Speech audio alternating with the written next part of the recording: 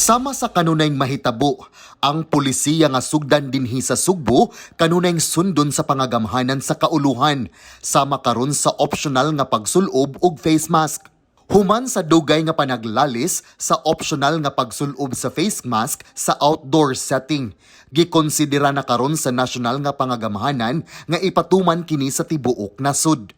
Apan una na kining gipatuman dinhi sa Sugbo kaniadto pang buwan sa Hunyo, diin miluwat si Gobernador Gwen Garcia og Executive Order No. 16 nga gikasuko sa kanhi opisyales sa Department of Interior and Local Government kun DILG. Ilabi na dihang mipasar og ordinansa ang Hunta Provincial sa Sugbo. Gani gihatagan pa ang Sugbo og ultimatum sa mga kanhi opisyales sa DILG nga bakwion ang pulisiya niini. Apan karong bag-o, may rekomenda na ang Interagency Task Force ngadto ni President Ferdinand Marcos Jr.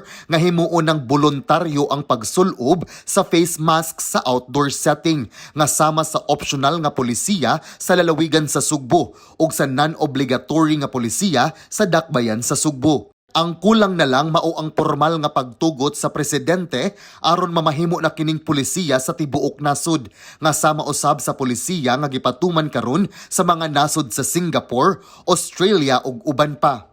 Matod ni Provincial Administrator Prince Balaba, nagpasabot lang kini nga mipatigbabaw na usab ang mga praktikal ug dalaygon nga polisiya sa Sugbo nga kanunayng gibase ni Gobernador Gwen Garcia sa tinuod nga kahimtang sa katilingban. We prevail on this because the Governor Gwen Garcia, nagitay consultation with all the stakeholders. We are grounded. Mean to say, we are on top of the situation and we know kung unsa ang dapat buhaton. Kay dili lang sa ingon nga we are just setting the policy, but ang pinaka-important nato nga buhaton is we know the situation on the ground. Kung unsa ang policy sa Cebu on face mask, mo na nay gituman or mo na ang ilahang gisunod karon. Kaya nakita man nila nga mao ni dapat ang atong direction. It's because our decision naka-grounded ta. Una nang giklaro ni Gobernador Gwen Garcia nga dugay na niyang giluwatan ang iyang Executive Order No. 16 nga gihimuan sa Hunta Provincial og ordinansa apan walay surge sa mga kaso sa COVID-19. I issued my Executive Order No. 16 way back June. How many months na? Nag-surge pa ta? Dugay-dugay na po nga nag-implement ani kay if naapay reaction or naatay nakita nga pagtaas sa mga kaso, mo na mo prove unta nato nga wrong ta, but wala. Sa miaging duha ka tuig, kanunayng nag-una ang Sugbo sa pagpatuman sa mga polisiya kalabot sa pag-manage sa COVID-19 ug sa kinabuhi ug panginabuhian sa katawhan. Sama na lang nga ang Sugbo maoy nag-una pag-ablis sa turismo. Ang probinsya sa Sugbo usab maoy unang may propose nga tugutan na ang magtiayon o ang miyembro sa pamilya sa pag-backride apan gisupa kini sa kanhi opisyales sa DILG.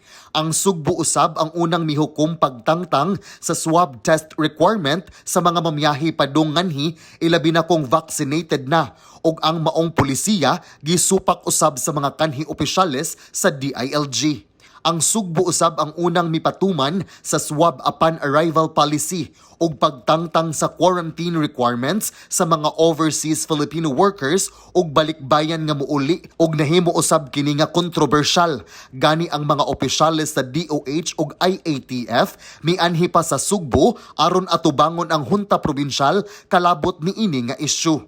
Apan sa katapusan, ang maong mga pulisiya nga gisugdan sa Sugbo gituman ra gihapon sa nasyonal nga pangagamhanan. Uban sa taho ni Paula Mendoza, John Granada, Balita sa Sugbo.